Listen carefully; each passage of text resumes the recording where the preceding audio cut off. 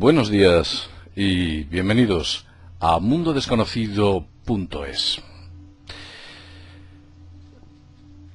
Hay un caso muy especial del que he hablado muy poco a lo largo de la trayectoria de Mundo Desconocido. Un caso que me parece de trascendencia importante, importantísima. Es un caso que hace referencia a infiltración de seres extraterrestres dentro de nuestra red social. Sí, como habéis oído, seres extraterrestres que estuvieron y quizás estén infiltrados entre nosotros, camuflados.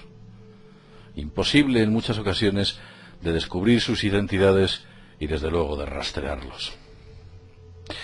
Es un caso que traté y estudié durante bastantes años, muchos años. Hoy en día sigo estudiándolo, tal vez con menos ahínco que entonces. Me refiero concretamente al caso Ummo.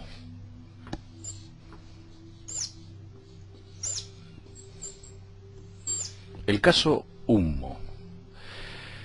El caso Ummo ya hace prácticamente 80 años que comenzó, y podemos decir que a fecha de hoy, y después de miles de kilómetros recorridos, de haber entrevistado a gente que estuvo dentro del caso Ummo, que lo conoció, que estuvo contactado con esas entidades, esos ummitas, después de haber obrado investigando, unas veces de manera correcta, otras de manera incorrecta, al final llegué a la conclusión de que el caso Ummo es un caso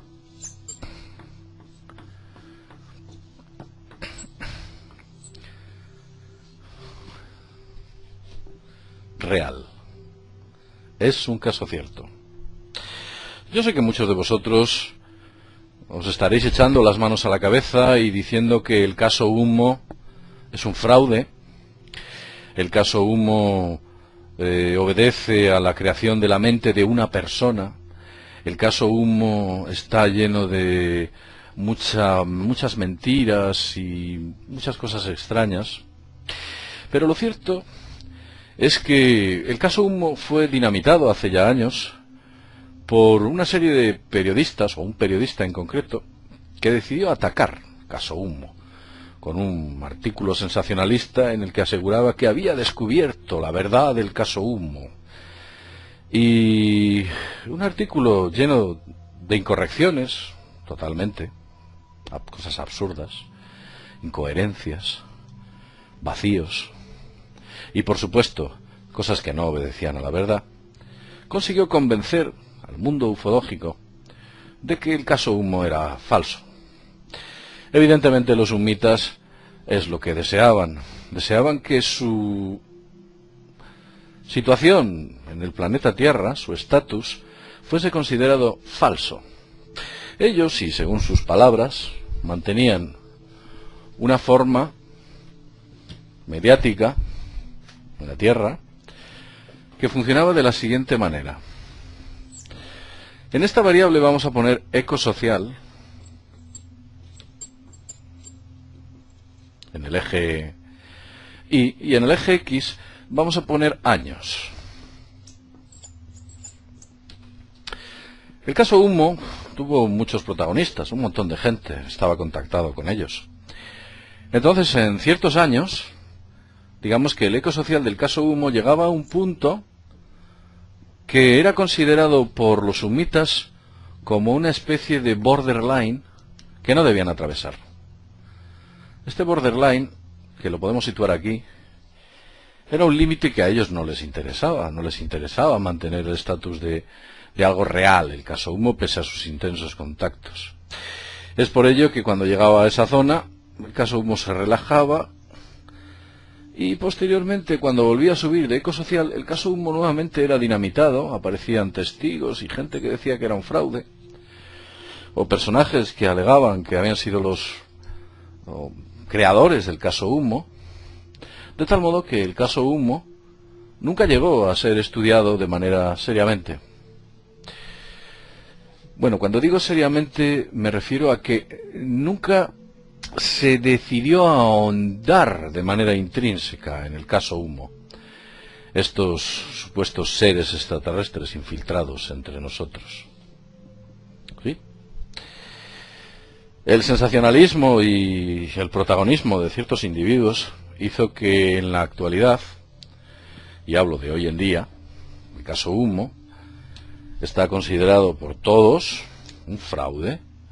Está, digamos que, en este punto, tal vez menos. Con lo cual, cuando se pronuncia Humo, los ufólogos de renombre y todos aquellos grandes investigadores de la ufología, algunos que nunca se han levantado de un asiento para investigar, algo que no es el caso personal, pues afirman. Hubo un escritor, Juan José Benítez, que en uno de sus últimos libros trató el tema del caso Humo y llegó a la conclusión de que el caso Humo era real. Sí, efectivamente, era real. Benítez, en ese libro, Juan José Benítez, de manera inteligente, hace un recorrido de los sucesos, los compara con los acontecimientos y los datos que él tiene, y se da cuenta que efectivamente los datos aportados corresponden con lo que realmente sucedió, en cuanto a avistamientos, testigos, sucesos, hechos. Ese libro parece ser que no tuvo un gran eco social. Pero vamos a hablar de quiénes son esos humitas. Me gustaría empezar una saga de hablando de estos señores, de los humitas, los señores y señoras o señoritas, que son de otro planeta, y explicar de dónde vienen, por qué saben de la existencia del planeta Tierra, y por supuesto, qué es lo que pretenden y toda la historia del caso Humo, que es sencillamente alucinante.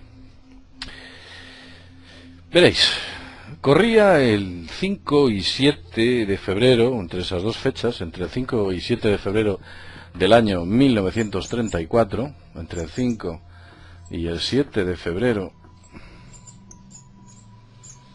de 1934, es por ello que digo que el caso comienza casi hace 80 años, cuando un buque noruego, que navegaba por aguas de Terranova, utilizaba unas comunicaciones a larga distancia.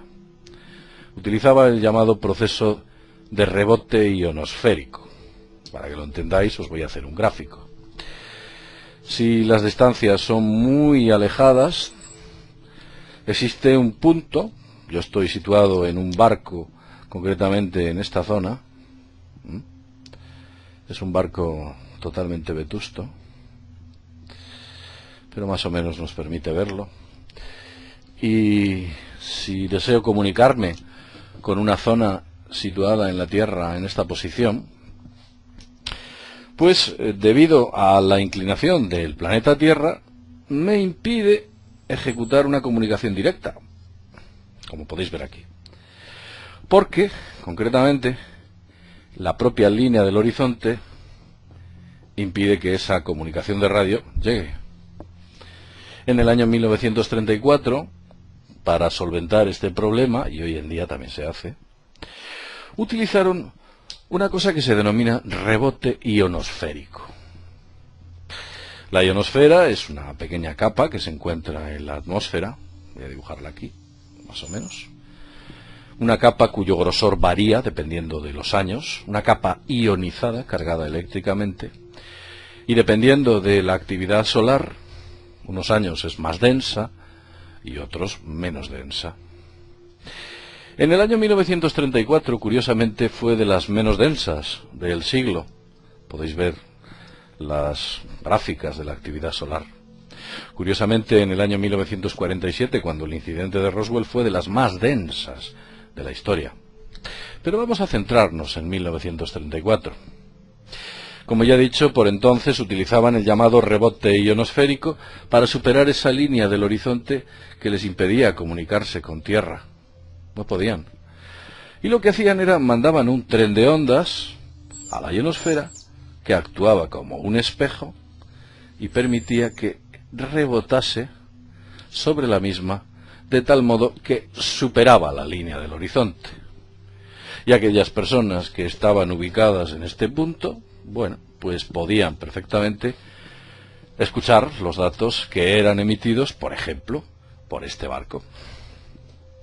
Es un método bastante sencillo. Como ya he dicho, en el año 1934 la ionosfera tenía muy poca actividad solar vinculada a la misma, su densidad era muy baja. Con lo cual, el rebote ionosférico se producía de manera torpe.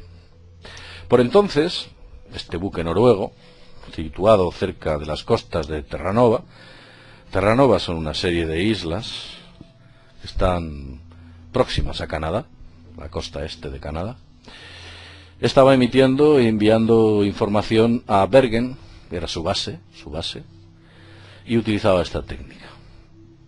Desgraciadamente, como ya he dicho antes, la ionosfera en aquella época era, pues digamos que muy leve, muy tibia su densidad.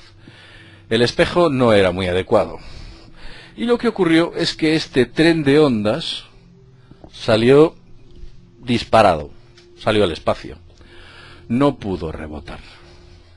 Y como no pudo rebotar, bueno, pues atravesó la ionosfera.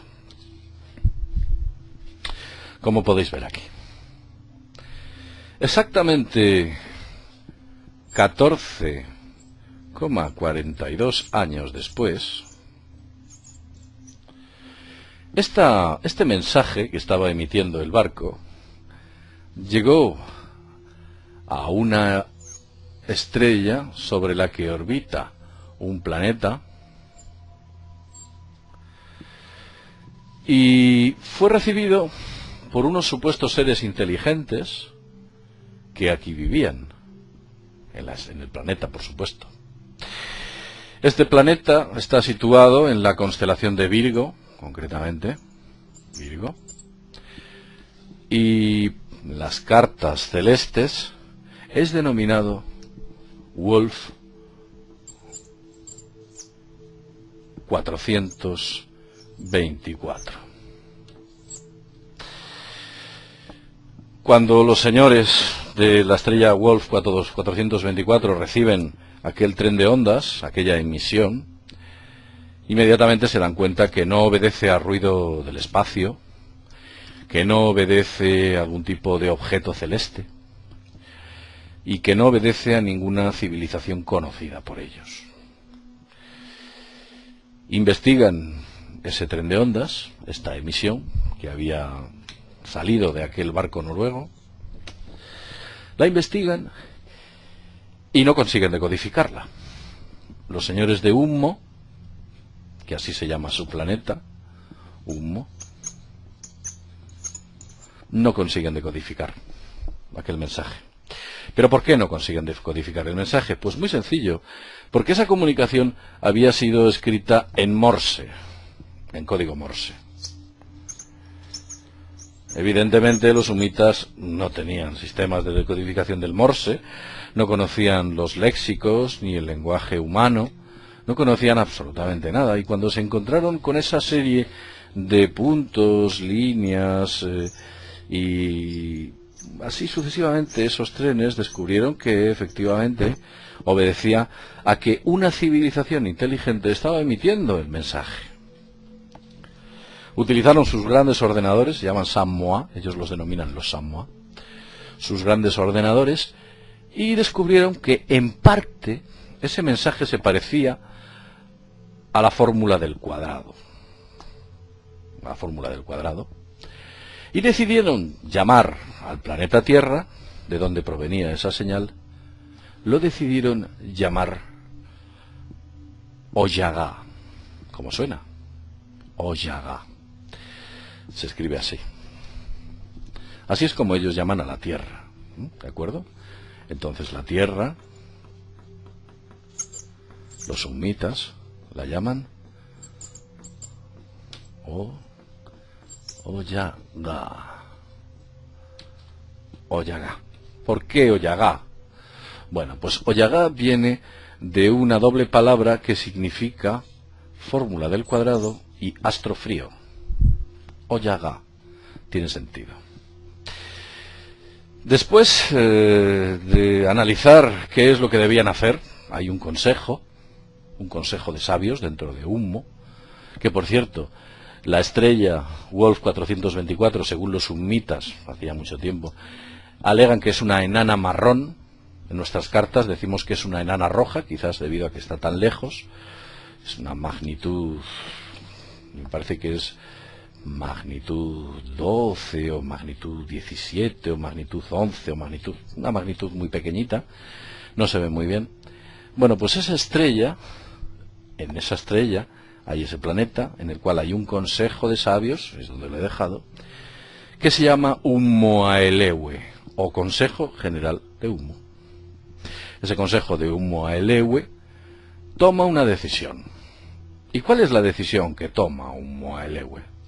Pues deciden mandar 3 naves, deciden enviar 3 naves a la Tierra, a lo que ellos denominaban Oyaga, a ver qué es lo que hay ahí. Entonces envían 3 naves que son, según los sumitas, sus naves son de forma discoidal, ¿no? 3 naves envían a la Tierra. Llegaron a la Tierra, concretamente, el 28 de marzo de 1950.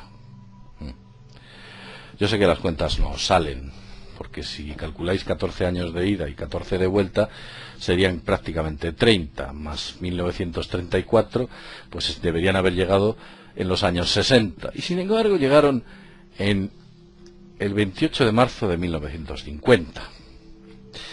¿Por qué llegaron antes? Porque los summitas aprovechan, ellos cuentan, que el universo tiene una especie de curvatura y pliegues, que no se explican exactamente por qué se producen, pero lo cierto es que ellos saben que se producen, que permiten atajar con esas naves, que tienen una tecnología avanzada, consiguen en unos pocos meses llegar al planeta Tierra. Las condiciones son duras y los expedicionarios, como ya he dicho antes, llegaron el 28 de marzo de 1950. Antes de aterrizar en el planeta Tierra, de donde evidentemente vieron que se estaban emitiendo muchas comunicaciones de radio, revisaron el resto de planetas, pero cuando llegan a la Tierra, deciden aterrizar en un sitio concreto, situado en los Bajos Alpes, en Francia, cuyo nombre es La Javie. A partir de ahí les ocurren un montón de avatares, un montón de sucesos, anécdotas, acontecimientos, se ponen en contacto con otro tipo de personas dentro de la Tierra y descubren, lo primero de las primeras cosas que descubren, es que la morfología, la forma del humano, la morfología, es muy similar a la humita. Digamos que en nuestras razas se parecen mucho. No la mía, concretamente, porque mi aspecto sería casi antagónico con el de un humita. Su raza es prácticamente de un aspecto nórdico, altos, rubios, ojos azules, fornidos, atléticos. Como veis, antagónico a mí, por supuesto. Pero de todas estas cuestiones, si el tema os gusta, podemos seguir hablando en otros videoprogramas que dedicaremos al tema Ummo. Y como ya he dicho antes, después de muchos kilómetros, muchos años investigándolo, mucho tiempo trabajando en ello, informes redactados por muchas personas y por mí, llegamos a la conclusión de que efectivamente el caso Ummo es un caso real. No voy a caer en la posibilidad de que las críticas que se hagan hacia el caso Ummo afecten a mi decisión, que fue tomada de manera clara y contundente hace ya bastante tiempo. El caso Ummo es algo real. Y si lo digo es porque han sido tantas y tantas las pruebas que han apuntalado las evidencias, y tan pocas, no decir prácticamente ninguna, las que las han desvirtuado, que hoy en día soy capaz de afirmar que los summitas muy posiblemente sigan infiltrados en nuestra red social humana, entre nosotros. ¿Quién sabe? Ahí os lo dejo. Volveremos a hablar del caso y del tema humo. Es un tema interesantísimo, en el cual hay un montón de anécdotas y datos científicos que ellos aportan y que estoy convencido que a todos vosotros os gustará conocerlos. Lo dicho, y sin más, desde mundodesconocido.es, nos vemos en el siguiente videoprograma. Hasta pronto.